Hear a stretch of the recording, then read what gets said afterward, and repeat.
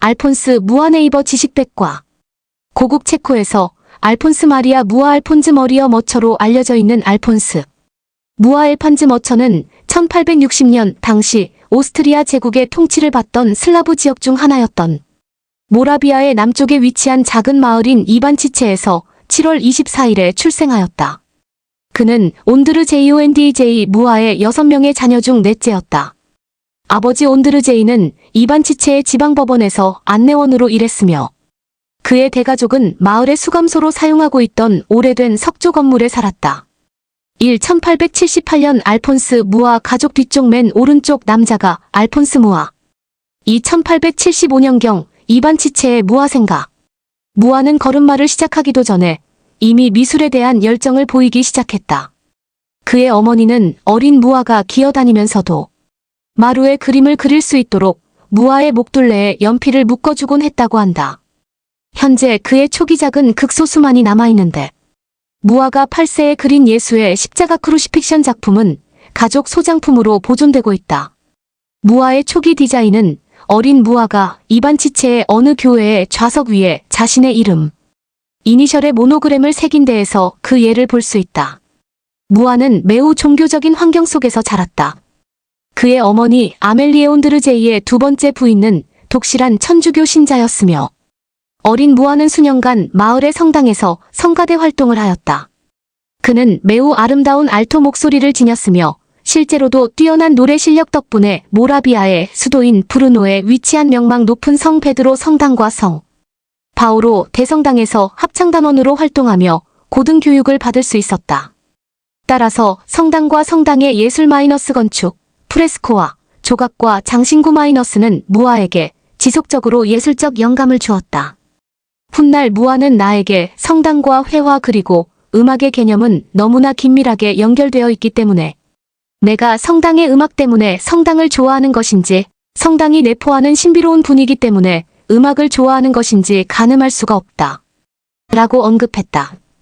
대생 중인 알폰스 무아. 한편으로는 당시의 격렬한 정치적인 분위기는 10대인 무아로 하여금 민족의식을 고취시키기도 했다. 1860만 1870년대 동안 체코는 오스트리아의 지배로 인해 거의 근절될 뻔했던 체코어와 고유문화 그리고 국가 정체성을 다시 재건하는 민족 부흥운동이 절정에 달하던 시기였다.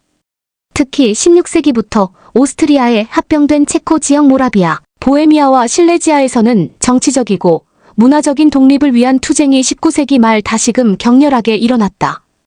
브루노에서 유학 중이던 무아는 비엔나 비에너의 영향에 반대하는 학생과 지식인들 사이에서 모라비아의 전통, 미술과 문화에 대한 관심을 보였다.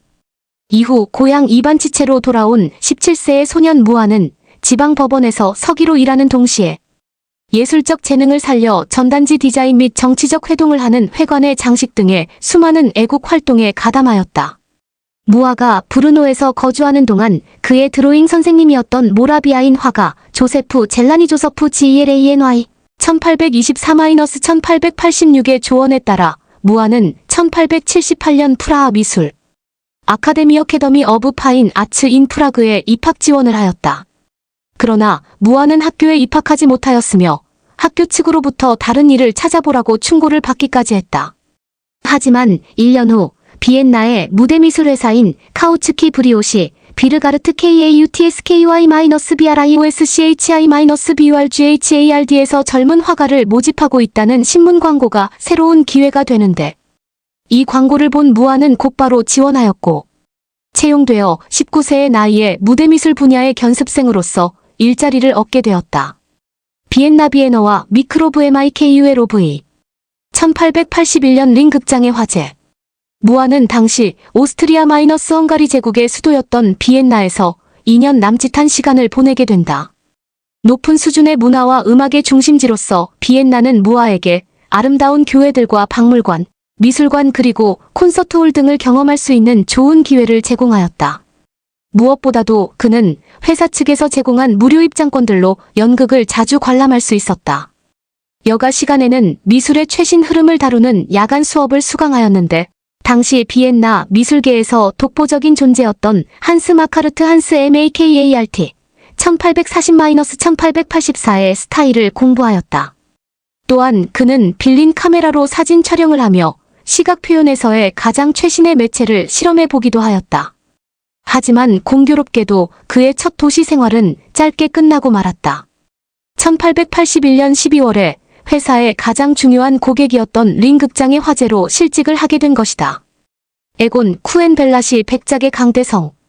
젊고 자유분방했던 무아는 바로 고향으로 돌아가는 대신에 예술가로서 자신의 운을 시험하기로 결정하였다.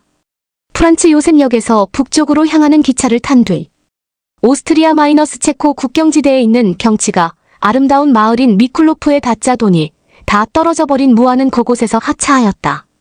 덕분에 무아가 그린 지역 귀족들의 초상화가 미쿨로프 지역의 대주주인 칼 쿠엔 마이너스 벨라 백작의 눈에 띄었고, 백작은 무아를 백작의 저택인 엠마오프 성과 그의 선대의 고향이자 그의 동생 에곤 백작이 사는 티롤 지방의 강대 GANDGG성의 프레스코화를 그리는 일에 채용하였다. 백작 형제는 무아의 재능에 감탄하여 그의 후원자가 되었고, 후에 무아가 미넨과 파리에서 정식으로 미술 공부를 할 수 있게 도와주었다. 미넨과 파리에서의 학업과 초기 경력. 1885년 무아는 미넨의 미술 아카데미 더 어캐더미 어브 파인 아츠, 원래는 더 로이얼 어캐더미 어브 파인 아츠에 입학하였다. 이 학교는 독일에서 가장 유서 깊고 권위 있는 미술학교 중의 하나로서 학교 측은 예전 합스부르크 영토뿐만 아니라 새로운 독일 제국 전역에서 온 재능 있는 미술가들에게 인기가 있었다. 무아는 2년 동안 체코 출신 화가들인 요자 우프르카조어 UPRK여 1861-1940, 루덱 마로드 엘류디엑 메롤드 1865-1898, 카렐 마세크 캐럴 마엑 1865-1927 또는 러시아 화가인 레오니드 파스테르나크 리오니드 페스터넥 1862-1945와 다비드 비드호프 데이비드 WIDHOPFF 1867-1933 등과 같은 슬라브족 친구들과 어울리며 지속적인 우정을 쌓았다. 그는 민족주의적 열성으로 동지들의 정신적 지주가 되어 마침내 슬라브족으로 꾸려진 예술가 모임인 슈크레타 클럽의 대표가 된다. 또한 그는 미국의 노스다코타주에 있는 체코인 커뮤니티를 위해 세인트 시릴과 메토디오 SAINTS 실월 언드 METHODIUS 1887라는 재단화를 제작하였다. 1886년 슈크레타 클럽의 멤버들 미넨, 무아는 칼 백작의 후원 아래 파리에서 공부를 계속하기로 결정하였다. 1887년 가을에 세계 예술의 중심지 파리에 도착한 그는 줄리앙 아카데미 ACADEMI 줄리언에서 수학한 뒤 1년 후에는 콜라로시 아카데미 ACADEMI COLAROSSI에 편입하였다. 보수적이었던 에콜 데 보자르의 대안으로 설립된 이 두 사립학교는 진보적인 젊은 미술가들에게 인기가 많았다. 하지만 1889년 초 백작의 후원을 더 이상 받게 되지 못하면서 무아는 공부를 갑작스럽게 중단하였다. 그는 파리와 프라하에 있는 출판사의 책이나 잡지사의 사파를 그리는 일을 하면서 생계를 꾸리기 시작했고, 세심한 손재주와 개성 있는 장식 스타일로 능력 있는 사파가로서의 인지도를 점차 높여가기 시작했다. 이 기간 동안 무아는 그랑드 쇼미에르 그랜드 CHAUMIER에 위치한 마담 샬롯의 크레메리 매덤 CHARLOTTES CREMERI 식당 위층의 작은 방에 거주하면서 폴 고갱 1848-1903이나 아우구스트 스트린버그 아거스트 STRINDBERG 1849-1912 등의 미술가들을 만났다. 돌파구와 무아 스타일의 탄생. 1895년은 무아의 삶에서 중요한 전환점이 되는 해였다. 파리 연극계의 슈퍼스타인 사라 베르나르 세러 버나트 1844-1923을 위해 디자인한 그의 첫 번째 포스터 지스몽다 GISMONDA가 새해 첫날 파리의 도심을 뒤덮은 것이다. 오늘날까지도 전설적인 포스터로 잘 알려진 이 포스터의 탄생 비화는 1894년 성 스테파노의 날 12월 26일로부터 시작한다. 사라 베르나르가 그녀의 지스몽다 역을 위한 새 포스터를 주문하기 위해 르메르시의 인쇄소의 매니저인 모리스 드 브루노프 모리스 디 BRUNHOFF에게 전화했을 때 무아는 친구의 부탁으로 이 인쇄소에서 교정세를 감수하는 일을 하고 있었다. 르메르시의 인쇄소의 모든 정규직 직원들이 연말 휴가로 자리를 비운 상태였으며 신성한 사라의 다급한 요청에 의해 어쩔 수 없이 무아에게 포스터 제작이 맡겨졌다. 헌데 이것이 큰 반향을 불러일으키며 무아를 포스터 아트의 대가로 만들어 놓은 것이다. 길고 폭이 좁은 사각형 안에 실사. 크기의 신성한 여배우를 표현한 그의 디자인은 파리의 길가에서 보여졌던 기존의 포스터와는 완전히 달랐다. 눈에 띌 수밖에 없었던 무아의 포스터는 대중과 사라, 베르나르를 매료시켰다. 수집가들은 무아의 포스터를 얻기 위해 전단지를 붙이는 이에게 뇌물을 건네기도 하고 심지어 밤에 몰래 면도칼로 포스터를 뜯어내는 모험을 하기도 했다. 사라 베르나르는 그 즉시 무아에게 포스터 디자인뿐만 아니라 무대와 의상 제작까지 의뢰하였다. 또한 1896년에 그는 인쇄업자 F. 샹프누아와 광고 포스터와 장식 포스터 제작을 위한 독점적인 계약을 체결했다. 1896년 카산필 인쇄소 포스터를 작업 중인 무아. 이발드 그라스가에 위치한 그의 스튜디오에서 이젤과 함께 파리.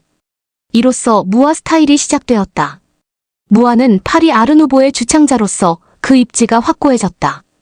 그 후로 5년 동안 무아는 가장 유명하고 성공한 파리의 예술가 중 하나가 되었다. 연극과 광고 포스터부터 장식 패널, 잡지, 커버, 레스토랑, 메뉴, 엽서와 달력에 이르기까지 각종 의뢰가 넘쳐났다. 그가 디자인한 보석, 식기, 직물 등에 대한 수요가 너무 많았기 때문에 무아는 일반 사람들의 집과 그들의 생활 양식을 향상하는데 필요한 모든 견본을 손쉽게 접할 수 있도록 장인을 위한 핸드북을 구상하게 된다. 1902년 파리의 미술대학의 중앙도서관에서 발간된 장식 도큐멘트 다크여먼츠 DCORATIFS는 그의 장식 작업을 집대성한 일종의 백과사전이다. 1900년 파리 아이디어가 탄생하다.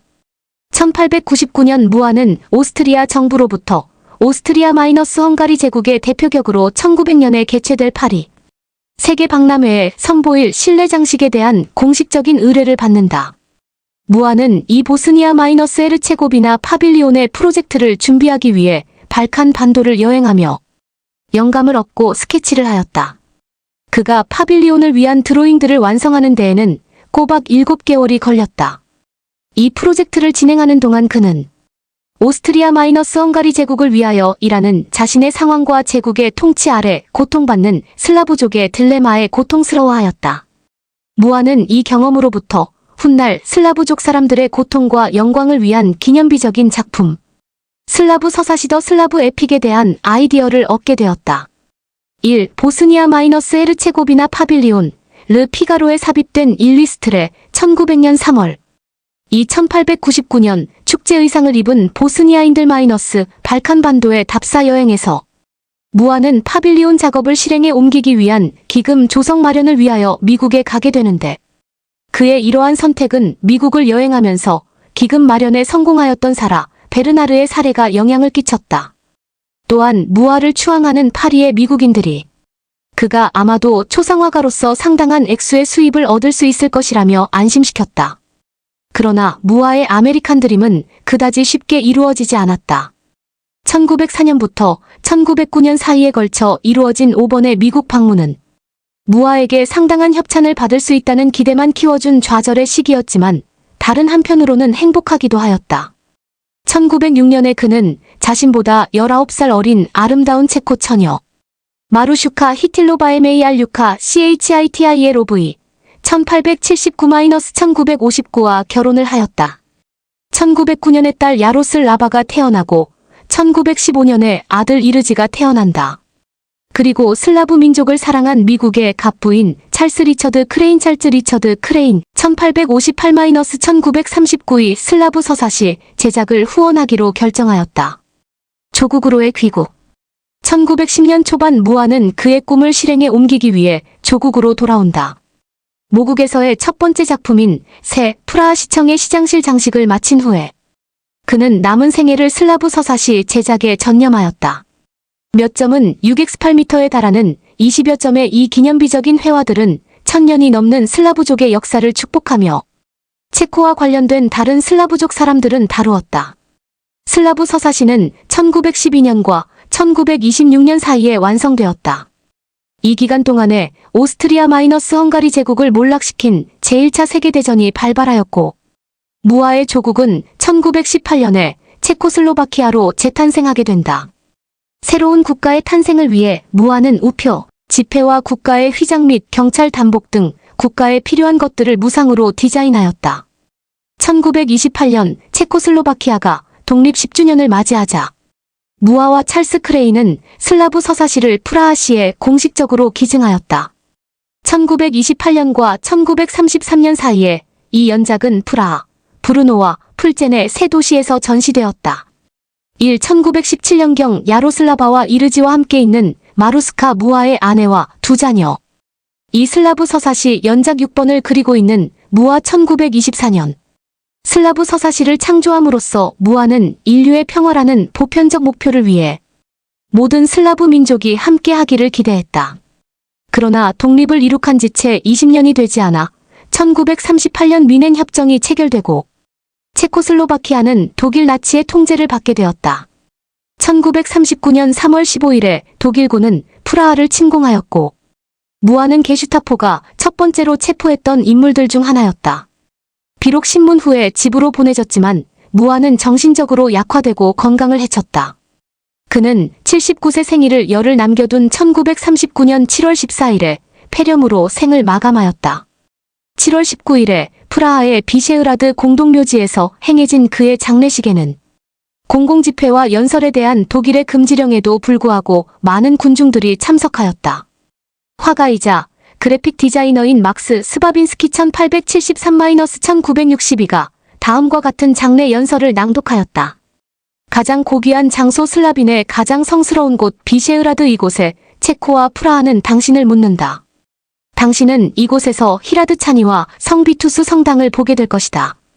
어두운 가을의 구름이 당신의 머리 위를 지나가고 겨울의 흰 눈이 슬라빈을 덮을 것이다.